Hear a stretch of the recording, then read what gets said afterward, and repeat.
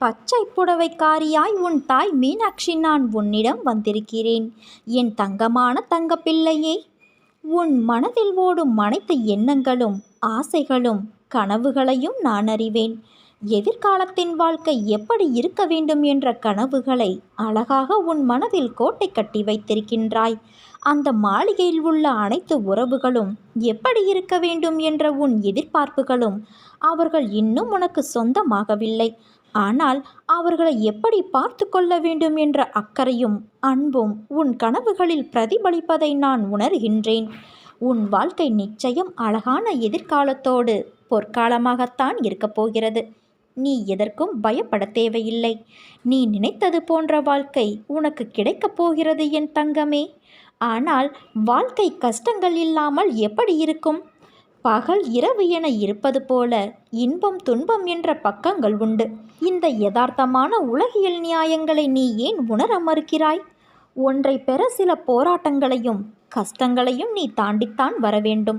உன் வாழ்க்கையில் நிம்மதியான சந்தோஷமான சூழ்நிலைகள் அமைய சில மேடுகள் இருக்கத்தான் செய்யும். அதை தாண்டி மனம் தளராது உழைத்து அதற்கான தகுதியை நீ வளர்த்து கொண்டால் நிச்சயம் வெற்றி பெற்று ஜெயிப்பாய். காகிதத்தின் பக்கங்கள் காற்றில் பறந்தால் பிடித்து விடலாம். மறுபடியும் தொடர தண்ணீரில் விழுந்தால் அதை உலர வைத்து பயன்படுத்தி விடலாம். இதுவே நெருப்பில் விழுந்தால் என்ன ஆகும்? அதைத்தான் உனக்கு நான் அறிவுரையாக கூறுகிறேன். நிகழ்கால வாழ்வு என்பது மிகவும் முக்கியம். எதிர்காலம் நல்லதாய் அமைய வேண்டுமென்றால் நான் கூறுவதை காதில் வாங்கி கொண்டு உன் புத்தியிலும் மனதிலும் அதை பதித்து அந்த இடத்தில் அமர்த்திவிடு. அதன் பிறகு உன் நிகழ்காலத்தை நீ உணர்ந்து வாழ்வாய். நீ வாழும் காலத்தை உனதாய் ஆக்கி கொண்டால் எதிர்காலம் உனது பொற்காலமாக மாறும். இது நிச்சயம் நடக்கும். நீ ஜெயமாக நல்வாழ்வு பெற்று சுபிட்சமாக வாழப்போகிறாய் என் தங்கமே. உன் வெற்றிக்கு நடுவில் இடையூறாக உன் வாழ்வில் இந்த சிறிய சறுக்கல் தோன்றுகிறது. உன் மன வலிமையை சோதிப்பதற்கே அது நடத்தப்படுகிறது. அந்த நேரத்தில் மன வலிமையோடு நீ போராடி அதற்கான துணிச்சலை கொண்டு அவற்றிற்கு வரும் தடையை நீ எதிர்த்து பொறுமையும் நிதானத்துடன் கூடிய நம்பிக்கையோடு செயல்பட்டால் அகிலமே உனக்கு கிடைத்த வெற்றி என்பது போன்ற உணர்வை நீ அடைவாய். உனக்கு வரும் கஷ்டங்களால் அந்த நேரத்தில் மனச்சுமை அதிகமாகத்தான் தெரியும். ஆனால் நீ மனம் தளராது நின்றால் எல்லாம் வெற்றியே. உனக்கு கஷ்டத்தையும் பிரச்சனைகளையும் கொடுக்கும். நீ நடுவில் நிர்கதியாய் நிற்பதைப் போன்று உணர்கிறாயா? நீ நடுவில் எந்த துணையும் இல்லாமல் நிர்கதியாய் நிற்கிறேன் என்ற எண்ணத்தை மறந்து ஒரு நிமிடம் கண்மூடி மன அமைதியோடு எதையும் யோசிக்காமல் சாந்தமாக மாறி அமைதியான சூழலை உனக்குள் கொண்டு வா. அந்த நிமிடம் நீ நிற்கின்றதே என் பிடியில்தான். உன்னை நான் என்ற உன் அன்னை தாங்குகிறேன் என்பதை நீ மனமாற உணர்வாய். எதற்கும் அஞ்சாதே. எதையும் துணிந்து எதிர்த்து நில். உனக்கான என் துணை என்றும் உண்டு. உன்னை நிச்சயம் உன் அன்னை நான் வழிபடுத்துவேன். சிறிது காலமாக உனக்குள் இருந்த மனப்போராட்டத்திற்கு விடை கிடைக்கும் நேரம் வந்தது. எதை நோக்கி நீ என்னை வேண்டி நின்றாயோ அதை உனக்கு நான் அள்ளி அள்ளி தரப்போகிறேன். பேராசை என்பது எப்போதும் பலபலவென்றுதான் இருக்கும். ஆனால் அதுவே ஒரு மனிதனை குருடனாக்கிவிடும். பேராசை ஒரு மனிதனை தன் சொந்தங்கள் நண்பர்களிடமிருந்து ஒருவரை நிரந்தரமாக பிரித்துவிடும். பேராசை நிறைந்த மனிதனுக்கு கண்ணில் படுவது எல்லாம் சுயநலமாகத்தான் தெரியும். அடுத்தவன் வாழ்வது அவன் கர்ம வினைப்படி வாழ்கிறான். நாம் வாழ்வது நம் கர்ம வினைப்படி. அதனால் மற்றவர்களை பார்த்து நாம் பொறாமைப்படக்கூடாது. கடவுளை காண வேண்டும் என்று பலரும் ஆசைப்படுகிறார்கள். கடவுள் எப்படி இருப்பார் என்கிறார்கள். கடவுளை காண வேண்டும் என்று நினைக்கும் அனைவருக்கும் அந்த பாக்கியம் கிட்டிவிடாது. அதற்கான அரிய தகுதி உடையவர்களுக்கே அது கிடைக்கும். கடவுளை காண விரும்புபவர் அதற்கு முன்பு வாழ்க்கையை அதற்கான யோக்கியத்தோடு வாழ வேண்டும். உறுதியான நம்பிக்கையும் பக்தியும் ஒரு பக்தன் பெறும்போது அவனது விருப்பங்கள் விரைவில் நிறைவேற்றப்படும். நான் யாரையும் நிராசைக்கு உள்ளாக்க மாட்டேன். உற்சாகமளிக்கும்படியும் செய்ய மாட்டேன். ஆனால் என்னுடைய அனுக்கிரகம் கிடைப்பதற்குள் தவறான அபிப்பிராயங்களுக்கு இடமளிக்காமல் இருக்க வேண்டும். என்னுடைய கருணை என்றால் என்ன? என் உருவத்தை காட்டி என்னை வெளிப்படுத்திக் கொள்வது மட்டுமே அல்ல. எனக்கு சேவை செய்யும் பாக்கியமும் கூட உங்களுடைய அனுக்கிரகமாகவே கருதப்பட வேண்டும். என்னுடைய அருளால்தான் என்னை பற்றிய அற்புத லீலைகளை கேட்டலும் எனது மகிமைகளை பற்றி தெரிந்து கொள்வதும் என்னை பூஜிப்பதும் நடைபெறுகிறது. எனது அருள் இல்லை என்றால் என்னை ஸ்மரித்தலே நிகழாது. இதைவிட பெரிய அருள் வேறு ஏது இருக்கும்? நம்பிக்கை பொறுமை கொண்டு காத்திரு. உன் வாழ்வில் நான் நிச்சயம் அதிசயத்தை நிகழ்த்துவேன். அற்புதங்கள் இனி உன் வாழ்வில் நிகழ்வதற்கான காலகட்டத்தை நீ நெருங்கிவிட்டாய். அதுவரை சற்று பொறுமையாக இரு. எல்லாம் உன் வாழ்வில் நல்லதாகவே நடக்கும். இந்த உலகத்தில் எதுவுமே நிரந்தரமானது கிடையாது. அதை நாம் உணர்ந்து நடந்து கொள்ள வேண்டும். அதை புரிந்து கொண்டால் நாம் அனைவரும் சந்தோஷமாகவே இருக்கலாம்.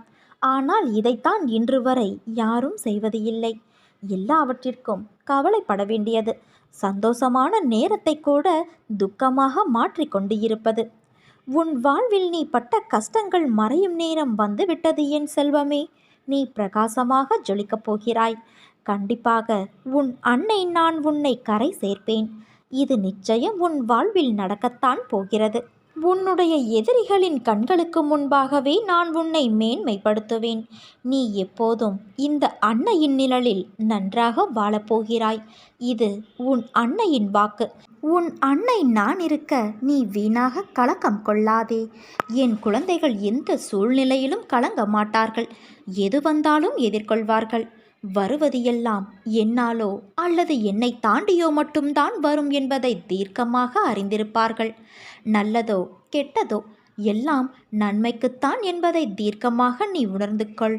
முடிந்தால் தாங்கிக்கொள், இல்லையேல் என் பாதங்களில் சுமத்திவிடு. எதுவும் இங்கு நிரந்தரமில்லை என் தங்கமே. எல்லாம் ஒரு நாள் மாறும். ஆனால் நான் மட்டும் உன்னை விட்டு மாற மாட்டேன். என்னிடம் தஞ்சம் புகுந்தவர்கள் எத்தனை ஜென்மங்கள் எடுத்தாலும் அவர்களை நான் தாங்கி நிற்பேன். உன் அன்னை நான் இருக்க பயமேன் என்பது வெறும் வார்த்தையல்ல. உன் அன்னை என் சத்திய வாக்கு. உன் வாழ்க்கையில் வரும் துயரத்திற்கு இன்றோடு கடைசி நாள். புரியவில்லையா? உன் வாழ்க்கையில் இருந்த அத்தனை துயரங்களையும் நான் விலக்கிவிட்டேன். இனி உனக்கு நல்லதுதான் நடக்கும். நீ கவலைப்படாமல் நிம்மதியாக இரு என் தங்கமே. மீனாட்சி நான் இருக்கிறேன். என்னை சரணடைந்த உன்னை கவலைப்பட செய்த விஷயங்களிலிருந்து நான் மீட்டு நிச்சயம் காப்பேன். தைரியமாக இரு. நம்பிக்கையை இழக்காதே. உனக்கு துணையாக நான் எப்போதும் வருவேன். நீ யார் என்பதை மீண்டும் அனைவருக்கும் புரிய வைப்பேன். சின்ன சின்ன குழப்பங்கள் வரும். ஆனாலும் உன்னை நான் மீட்டு நீ செல்ல வேண்டிய சரியான வழியில் உன்னை செல்ல நான் துணை செய்வேன். ஒருவர் நம் மீது கொண்ட பொறாமையால் மனதை காயப்படுத்தி சில சொற்களை கூறினாலும், நாம் தவறே செய்யாமல் நம் மீது பழி சொல் கூறினாலும் அவர்களை கோபிக்கக்கூடாது. அவர்கள் மீது துவேஷம் கூடாது. நாம் பதிலுக்கு அவர்களை காயப்படுத்தக்கூடாது. நம்மை காயப்படுத்துவதால் அவர்கள் தாமாகவே விரும்பி நம்முடைய கர்மாவை தங்கள் கைகளில் ஏந்தி கொண்டு செல்கிறார்கள். குரோதமும் துவேஷமும் பொறாமையும் பழிவாங்கும் உணர்வும் நம்மில் எழுந்தால் அடுத்தடுத்த ஜென்மங்களில் அதற்குண்டான பலனை நாம் தாம் அனுபவிக்க வேண்டும். நம்மை பற்றி யார் என்ன சொன்னாலும் தண்ணீரைப் போல இருக்க கற்றுக்கொள்ள வேண்டும். தண்ணீர் தம்மிடம் கலக்கும். எந்த வர்ணத்தையும் ஏற்றுக்கொண்டு அந்த வர்ணமாகவே தோற்றமளிக்கும் தன்மையுடையது. இறைத்தன்மையும் அப்படித்தான் என் செல்வமே. உன் கோரிக்கைகளை உன் அன்னையான நான் என்றும் நிராகரித்தது கிடையாது. நிச்சயம் அது நிறைவேறும். உன் கனவுகள் அனைத்தும் மெய்ப்படப் போகிறது. உன் வாழ்க்கையானது இனிமேல்தான் தீர்மானிக்கப்பட வேண்டும் என்ற யுகத்தில் இருக்காதே. அது ஏற்கனவே தீர்மானிக்கப்பட்டது. அது விதி. உன் வாழ்க்கையில் ஆறாக, அருவியாக, கடலாக, சீற்றங்களும் இடம்பெறும். அது ஏன் என்றுதானே நீ கேட்கிறாய்? என் பிள்ளையிடம் நிறைய நற்பண்புகள் இருக்கிறது. அது நிலைத்து என் பிள்ளை தன்னிச்சையாக மன உறுதியோடு நேர்மையோடு இருக்கவே இத்தனை சோதனைகளும் இடம்பெறுகிறது. உன் பாதை என்னை நோக்கி என்று திரும்ப ஆரம்பித்ததோ அன்றே நீ செம்மையான வாழ்க்கைக்குள் நுழைந்து விட்டாய். இப்போது நீ வெறும் பயிற்சியைத்தான் மேற்கொள்கிறாய். நிச்சயம் நீ முன்னேறி வாழ்க்கையில் வெற்றி பெறுவாய் என் தங்கமே. அதற்கான மாறுதல்களை உன் வாழ்க்கையில் இடம்பெற செய்துள்ளேன். அது உனக்கு நன்றாகவே புரியும். பணம் என்ற சொல் வெறும் காகித சொல் என்று இரு. அதற்கு முக்கியத்துவத்தை கொடுக்காதே. உன் வாழ்க்கை என்னில் சங்கமித்து உள்ளது. நீ நிச்சயம் நன்றாக இருக்கப் போகிறாய் என் தங்கமே. என் அருளும் ஆசியும் உனக்கு எப்போதும் உண்டு. இடைவிடாது என்னை விசுவாசத்தோடு தொடரும் பக்தனுடைய உணவு தட்டு என்றும் நிறைந்திருக்கும். உயிர் உள்ள வரையில் காலியாகவே ஆகாது. நீ என் பிரியமான குழந்தை. நீ வேண்டியதை உனக்கு செய்து தராமல் நான் வேறு யாருக்கு செய்ய போகிறேன்? என் நாமத்தை தினமும் பலமுறை உச்சரிக்கும் நீ நன்கு அறிந்து கொள், நான் உன் உள்ளம் முழுவதும் நிறைந்திருப்பவன் என்று. உன் மனக்கவலைகள் அனைத்தையும் அழித்து உனக்கு நல்ல வாழ்க்கையை நான் அமைத்து தருவேன். கவலைகளை மறந்து என்னிடம் வந்து உட்கார். என்னையே தியானி. என் மீதே மனத்தை வை. நடக்கப் போவதை ஒருமித்த மனத்தோடு அமைதியாய் பார்த்து கொண்டு இரு.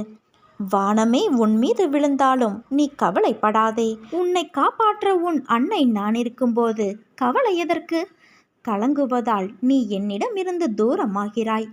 என்மேல் நம்பிக்கை இருந்தால் என்னால் உனக்கு முடியாத காரியம் என்று எதுவுமே இருக்க முடியாது. நீ நம்பிக்கையோடு இரு. நல்லதே நடக்கும்.